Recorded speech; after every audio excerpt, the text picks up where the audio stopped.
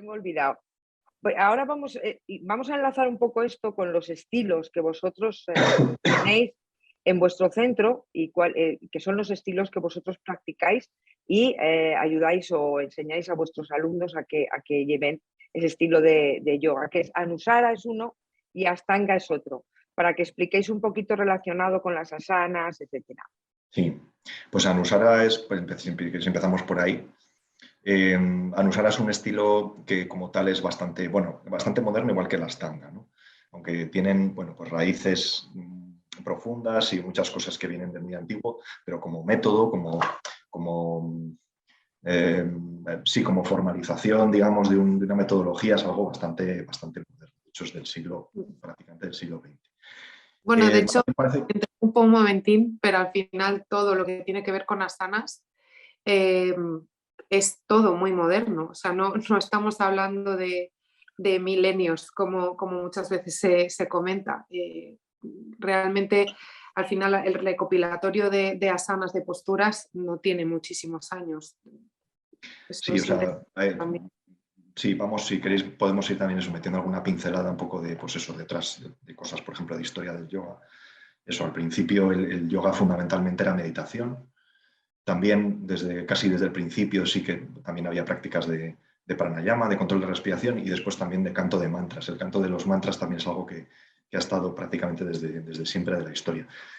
Cuando decimos desde siempre es, como dice Pilar, hay cosas que son como un poco más milenarias, aunque los orígenes del yoga pues son muy inciertos, por lo que os decía antes también, primero porque no hay registros históricos, como por ejemplo en el occidente que teníamos desde antaño, ¿no? Pues los romanos o incluso los egipcios tenían mucha vocación de registrar históricamente los acontecimientos. En la India no ha sido así.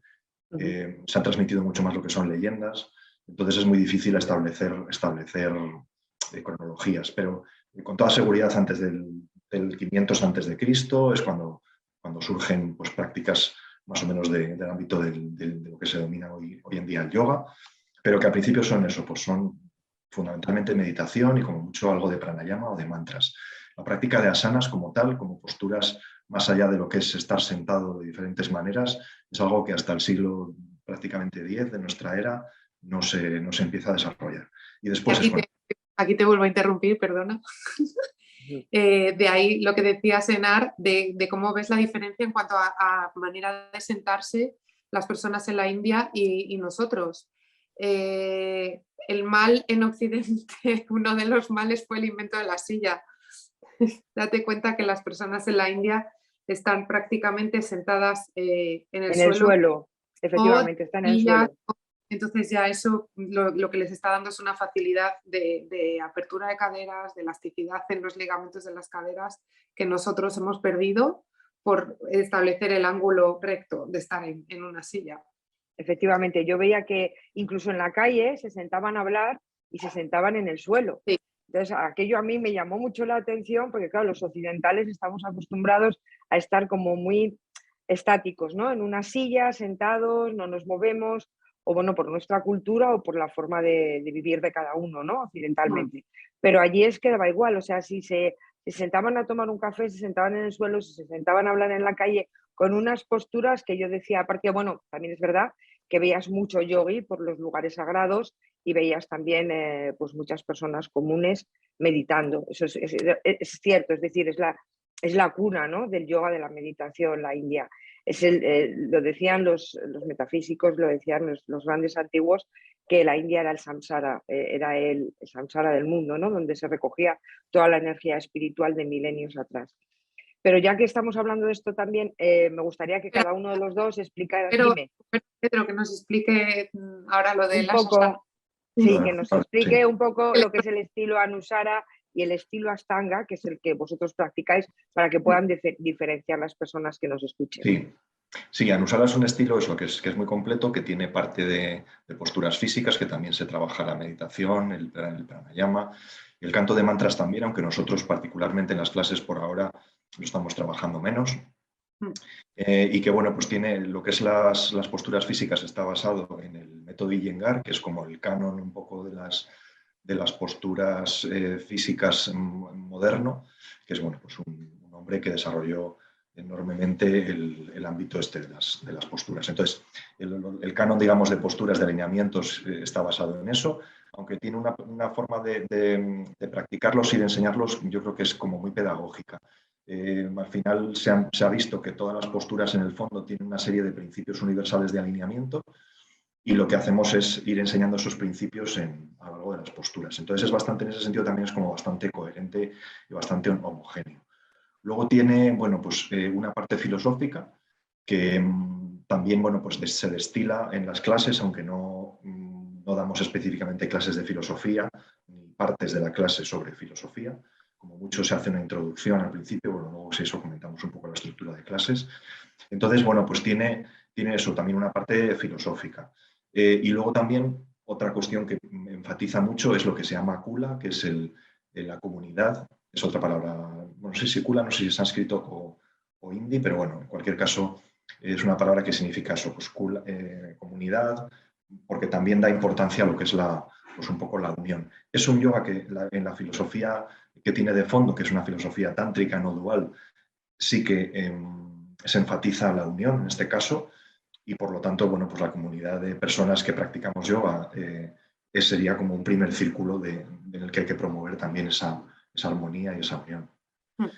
Las clases están, bueno, otra cosa que también es muy peculiar es las clases tienen un tema que puede ser que se puede desarrollar en una clase o a través de varias clases, de varias semanas incluso, que tiene que ver con una parte ya más espiritual o con el corazón, entendido como cualidades del corazón, el coraje, la perseverancia, la entrega, la aceptación, en fin, muchas cualidades, digamos, que son del ámbito yógico y que se trabajan en las clases. Entonces yo creo que también eso es un diferencial, una característica así importante de Anusara. Bueno, ahora damos paso a Pilar también que nos explique para que podáis compartir los dos. Pedro nos ha hablado del estilo Anusara y tú, Pilar, nos vas a hablar del estilo Ashtanga, ¿no? Que es otro estilo también que practicáis en vuestro centro de Boe Yoga Sala. Sí, efectivamente, no tiene nada que ver con el Anusara en ese sentido.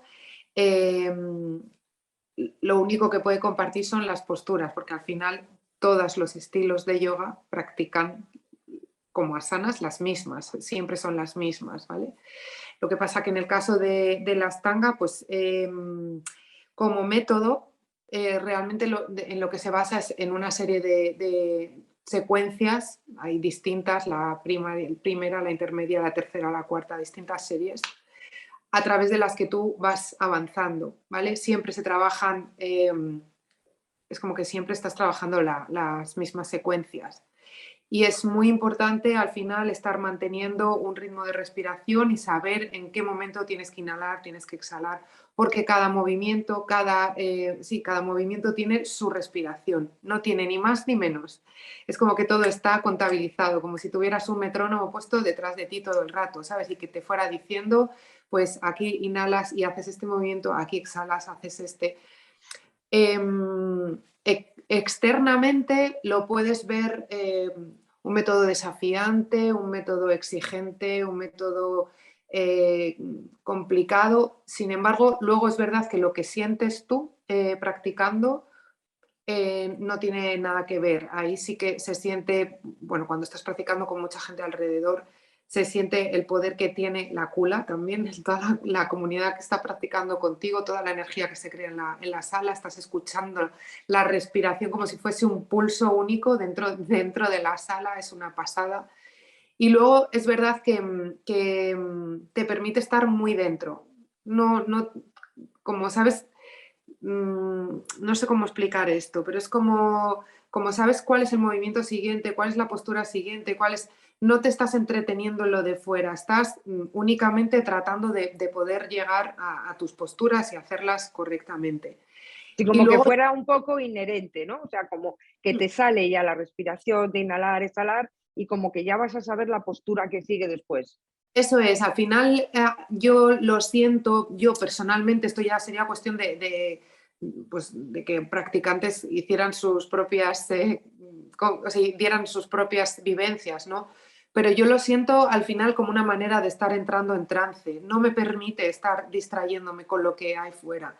Entonces sí que a mí me puede permitir una meditación en movimiento, ¿no? Y es verdad que bueno, físicamente sí que es exigente, pero luego es verdad que el cansancio con el que terminas la práctica es liberador, te sientes con una energía, parece que es contrario, ¿no? Pero estás como cansado pero liberado al mismo tiempo, como que has quitado todo lo superfluo y te sientes con una energía interna muy, muy potente, ¿no? La verdad es que a la hora de practicar en casa tú solo, que yo creo que es importantísimo también encontrar tu espacio para practicar, no solo es muy importante asistir a clase para que pues te Sí, ayuden, te Pilar, den... Pilar, perdona un momento, porque habría que hacer un inciso también, que vosotros dais clases presenciales en vuestro centro de yoga, pero también las hacéis a través bueno, pues de las redes sociales o los medios de comunicación, Plataformas. a través de, efectivamente, a través de Zoom. Entonces, claro, también tendríais que, digo yo, imagino, ¿no? Pregunto, es una pregunta mía. ¿Habrá una diferencia entre hacerlo presencial, como dices tú, y luego hacerlo tú propiamente en casa por tu cuenta, o hacerlo a través de, bueno, pues un programa de Zoom, un programa de grabación, un programa directo? Porque claro, como profesores tendrías que corregir alguna de las posturas igualmente, ¿no? Vale, ahí voy a hacer ahí como dos diferencias. En el caso de la Astanga nosotros no damos clases online, ¿vale? De acuerdo. Porque las que damos las damos en clase, las corregimos en clase. Para mí, personalmente, creo que es muy importante que el profesor esté con el alumno y le sepa llevar y le sepa dirigir y le sepa, bueno, no tanto dirigir, sino como ayudar a alcanzar otros puntos, ¿no? Distintos. El contacto para mí es importante, ¿no? En el caso de la Nusara, de las clases que tenemos por la tarde, sí que es verdad que hacemos correcciones verbales porque las clases las hacemos al mismo tiempo, las presenciales y las que están online, ¿no? Entonces, en clase lo que tenemos es una pantalla enorme donde vemos a la gente que está conectada en casa. Entonces, al De mismo tiempo que acuerdo. corrigiendo, estás ayudando o apoyando a la gente en clase, al mismo tiempo tú estás haciendo mucha corrección verbal de manera individual a cada una de las personas que está conectada en su casa. ¿Vale? Entonces, Otra bueno. de las preguntas